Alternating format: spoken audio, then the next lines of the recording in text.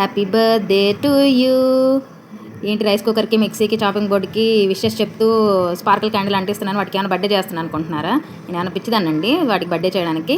లేదు, ఈరోజు యాక్చువల్గా మా చిన్నోడు బర్త్డే ఉన్నింది. కేక్తో పాటు స్పార్కిల్ క్యాండిల్ కూడా వద్దనుకుంటేనే తెప్పించాను. ఎందుకో కూడా చెప్తాను. అది లాస్ట్ మా పెద్దోడు బర్త్డే వరకు కూడా నేను స్పార్కిల్ క్యాండిల్ కేక్ పైన పెట్టి అంటించేదన్నమాట.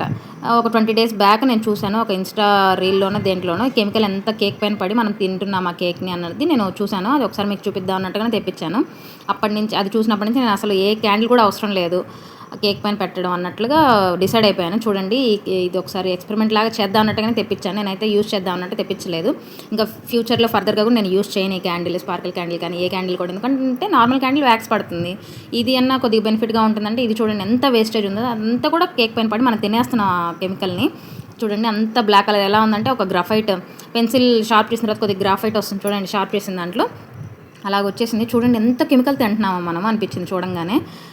అందుకే నెక్స్ట్ టైం ఎవ్వరు కూడా స్పార్కిల్ క్యాండిల్ యూజ్ చేయొద్దు.